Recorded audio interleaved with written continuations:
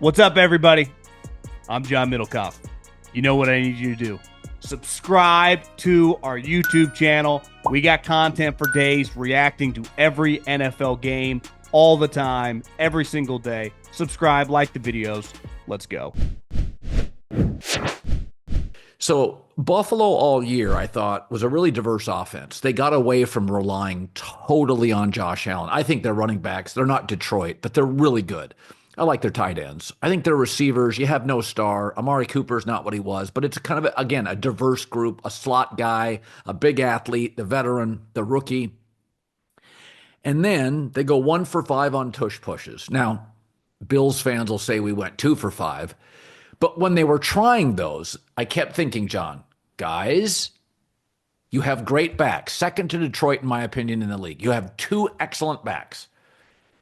You have tight ends. You're not now going to revert back to 4 years ago Buffalo where Josh Allen on every fourth down. I mean, you knew exactly what they were doing.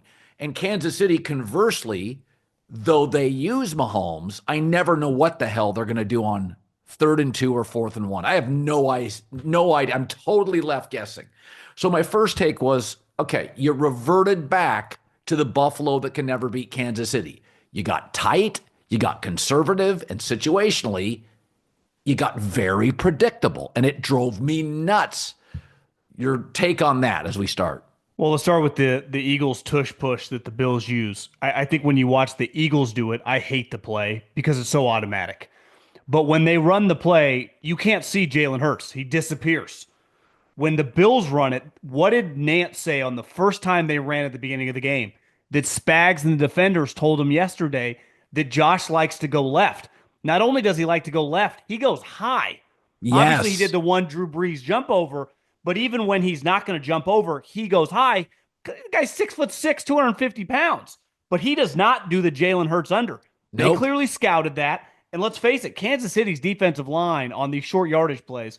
You know the story of this Kansas City, let's just call it what it is. They're the Bulls right now. They play in these games, they're going to win them. Their defense has always, in these big games, against the Niners, against the Eagles, all their big AFC Championship wins, their defense comes through. And tonight, 4th and 5, the tush pushes and the 2-point plays were fantastic. 4th and 5, with one of the great talents we've ever seen in Josh Allen. Spags brings that corner blitz, and even Romo's like, you would not have expected. He just lined over the corner, and the guy was in the backfield like that, and that turned out to be the game. Yeah, on the biggest play of the season for the Bills, Josh Allen was reduced to a semi-Hail Mary. Yep. That's what their season was reduced to. So it's coaching. Spags is the best. Think about this, Colin. They knew he'd want to go right. He's not going to scramble, throw across his body. So they knew he'd go right. They had the corner line up. The corner just looks like he's playing normal defense. And in a split second, he's already in the backfield. You could argue that, the tight end should have caught the ball, but still, it's a free play. I really, watching this tonight, there's an MJ Tiger Woods feel. They all wore red. Mahomes on Sunday, Tiger on Sunday, and MJ in the finals. And not only do they elevate to another gear, let's face it, Mahomes in these big games against Buffalo, it's just different. He runs more aggressively. He runs more often. He is much more focused. I mean, listen, there's regular season Mahomes. There's playoff Mahomes. Then there's Mahomes in Super Bowls and getting to Super Bowls. He absolutely elevates. Josh Allen, I thought, on the first drive was nervous. Tony Romo called him out. Kansas City's first drive, Mahomes was on fire. Completely on fire. But this is where he's Jordan. Jordan would play these games, and Michael had bad games. Michael lost to the expansion Raptors, if I recall, like twice. Michael had games where he shot poorly. But Michael would get into these 6-minute stretches where steam would come off his head. And it's like, that you only got that, Michael, like in May and June. That's the only time you got it. Or it was a big TV game on a Sunday, prime time on like NBC. Mahomes, from the very first drive, he was different. He was never anxious, never rattled, totally focused, more aggressive than he usually is. And I thought, John, the first drive of the game for Buffalo was aimless. The first drive for Kansas City looked like we know exactly where their weakness is. And so remember, they deferred it, right? Yeah. So Kansas City at home, 7-0 lead after a terrible Bills opening drive, and they're getting it to open the second half. Right there, with a 7-0 lead at home, getting the second half kickoff, your chances of winning are over 60%. Not that that was the game, but that is an indicator of how the game was going to flow. Yeah, I mean, he could have thrown Josh Allen on that first drive, two interceptions on the first three plays. Yes. I will say this for him though, as the game went on, he real settled down and looked Yes. like Yes. one of the greatest players on the planet, and obviously He gave his is. team a chance to win. But I actually thought the game could have been over at the end of half when it was 21-10 and the Bills got the ball and they ended up not getting the 2 point, but they got 6 points. I thought they had to get a field goal. They ended up getting 6 points. That kept them alive. But speaking of the Bulls, if memory serves me correct, weren't they struggling to win Game 7 in 1998 against the Pacers just to make it to the NBA Finals? And, remember then Scottie Pippen's back was bad. That's what this kind of felt like. I mean, they were down 22-21 in the second half. And I wrote down, maybe the Chiefs just ran out of magic.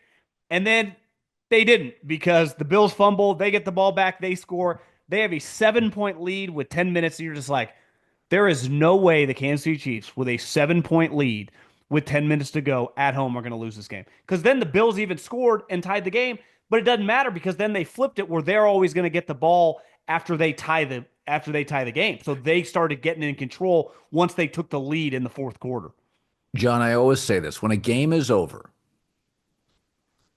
losing teams, unless it's a blowout, always blame the refs. It's why I can't watch games with fans. So if I would have told you as a Buffalo Bills fan, you're going to fail on multiple 2 point conversions, you're going to get super conservative in the second half, you're going to fumble 4 times, albeit you recover all of them, and you're going to have a horrible opening drive, and Kansas City's opening drive is going to be razor sharp. Does it sound like you would win? I mean, just say it out loud. Failed 2 point conversions. 1 for 5 on the Josh Allen tush push. Could not make big stops on Mahomes on the last drive. What does it sound like? Like this was a game. You Lose could the argue turnover Buffalo. battle as well. You fumble, they don't. Yeah, let's just cut to the chase. Buffalo had some dark magic working their way. They fumbled either 4 or 5 times and recovered all of them.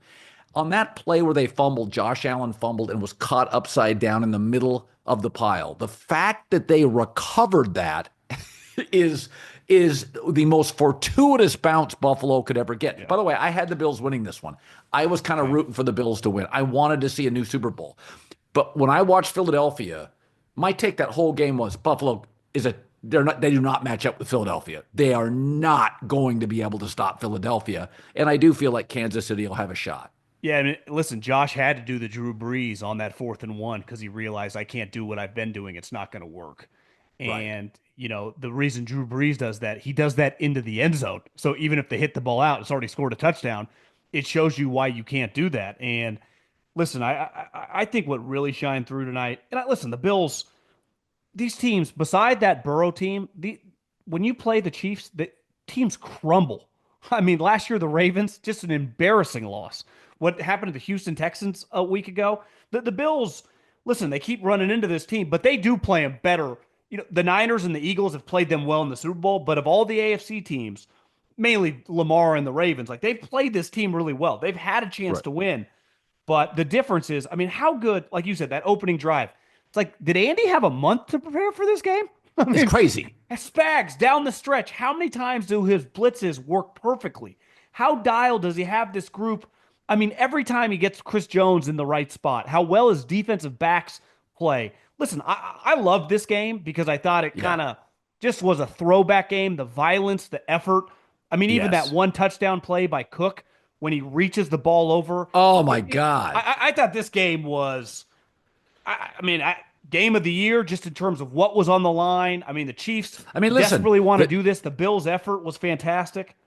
Total yards, 368 Kansas City, 374 Buffalo, passing yards identical, rushing yards close. They both average at least 5.5 yards a play. One had 28 first downs, Kansas City. Buffalo had 22. Both solid on third down, though Kansas City better. Both effective on fourth down. Both about the same number of plays. Both allowed 2 sacks. Both had 2 punts. Both had one. Buffalo had 6 penalties. Kansas City had 5. Both had the ball 30 minutes. I mean, you look up and down. It was an even match. This is what we expected.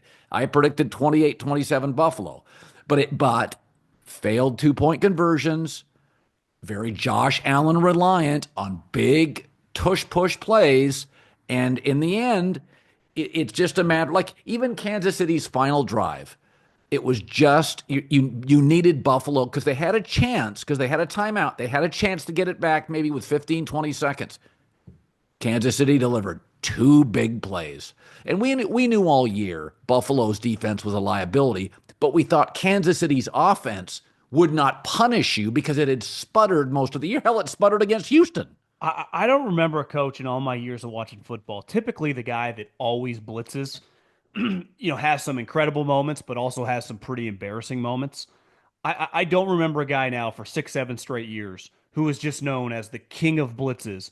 And it feels like in the second half, and they're playing in the biggest games for 6 straight years, they always work, Colin. And they're not like someone trips and he got lucky. It's like the guy is being untouched, unembedded on the way to the quarterback. I mean, Steve Spagnuolo, if he was an offensive coach, we would talk about him like Andy Reid, the Shanahan family. I mean, the Walsh. I mean, I think because we live in such an offensive league and we talk about the quarterbacks and we talk about the coaches, rightfully so, and so many of them are great offensive coaches.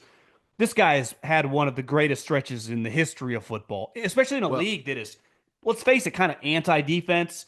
The officiating is against them. He has dominated for them. well, ask yourself, Andy Reid, Patrick Mahomes, Steve Spagnuolo. My argument is best head coach, quarterback, defensive coordinator combo of all time. That's as good. Now, Tomlin for years had Dick LeBeau, but they were both on the defensive side. The symmetry with them, greatest play designer, play caller, greatest current quarterback, best defensive coordinator, top 3 defensive linemen. We have to give Kansas City's defense some credit here, dude. First of all, McDuffie is an elite top 3 or 4 corner in the league. So Buffalo does not have one of those. Buffalo came into the game concerned about the health of the corners. Buffalo's rap, he's always hurt at safety. Good player, always hurt. So coming into this game, if you ask Buffalo fans, they were concerned about their secondary. It feels like we've been concerned about Buffalo's secondary and its health for several years running. What we weren't concerned about is the offense. And if you look at the numbers in the box score, the offense got in the second half very conservative. Listen, Josh Allen to Matt Collins, you take out those 2 huge plays. Yeah. That was a big chunk of the offense, those 2 plays. I think the other thing that Kansas City, and listen, Buffalo, I give them credit too.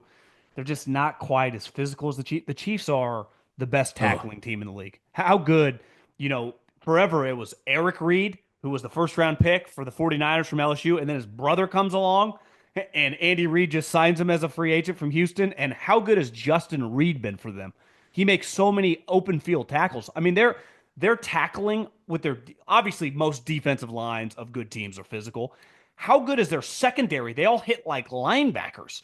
So it's like, okay, yeah, you gain 5 yards, and then you get destroyed by some guy weighing 200 pounds that's running a 4.4. I mean, the physicality of the Chiefs, let's face it, the first iteration was bombs away this like Mike Martz 2000 offense, right, with Tyreek Hill in 2019. Yeah. They have shifted into this like mid 80s Ditka Parcells type team. Look at Mahomes. He's not throwing for 400 yards here. He's playing smart football, a lot of play action, dump offs, making big throws when he has to, and their defense dominates at the most opportune times. They might give up a couple plays.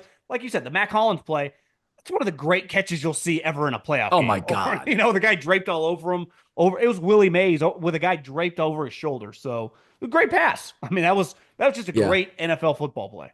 If you weren't an NFL fan and you could just describe Kansas City Buffalo and Baltimore over the last 3 to 4 years. And you were just describing to somebody and they said, give me 90 seconds to describe it. You'd say, well, there's this Kansas City team and they just kind of develop their offensive weapons over the course of a season. And then by the time they get to the end of the season, they're the best version of themselves, like by 30%. And then Buffalo and Baltimore are always great in the regular season.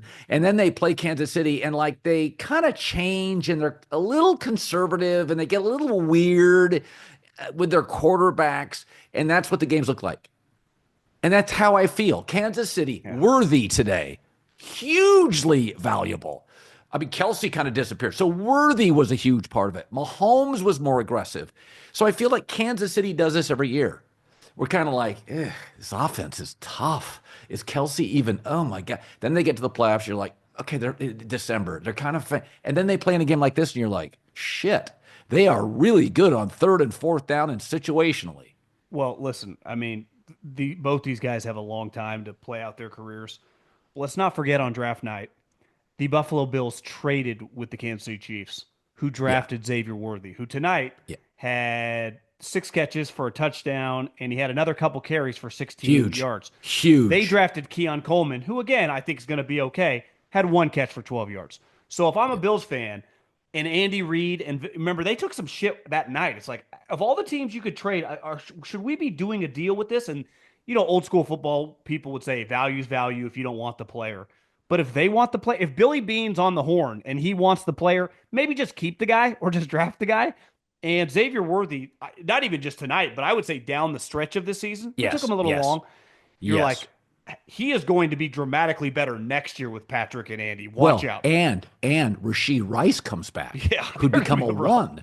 So they have solved, and Noah Gray will, within a year, be a reliable average tight end. So they had this 2 year window where they were really vulnerable. They were ham and egging it at wide receiver, bringing back Juju Smith-Schuster, Ben Watson, and they were vulnerable. Well, now Rasheed Rice is back, a one. Worthy's an extremely gifted player.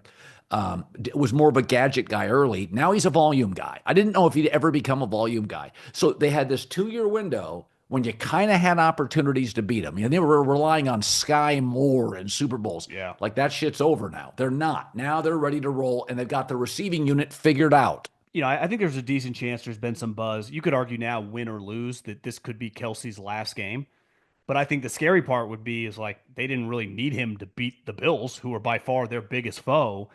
And okay, they'll just draft the tight end in the first or second round. And the other thing we know the Chiefs are going to do is this is a loaded running back class. There's a decent chance on the second day, Google Andy's history, like Shady McCoy, second round pick. If they add a good running back in the second round, this is a defensive team with core pieces coming back. That's the scary thing. And listen, I learned my lesson. I bet against the Chiefs. This was more of a bet. I just thought it was like the likelihood. The Patriots lost all the time. Part of the reason that no team ever gets back to 3 straight championships, because usually Joe Montana 49ers, Troy Aikman Cowboys, the Tom Brady, you just lose the third or fourth time. You lose a couple championship games. It's not the end of the world. This team, this is in what world, unless you're a diehard Eagles guy, do you not envision this team winning the Super Bowl? Because I can't. I just don't envision them losing any of these games. We have a year resume now of them winning all their games that look remotely the same, right? Yeah. They find a way. It's been one of the crazier, most impressive seasons I've ever seen from a team, any sport ever.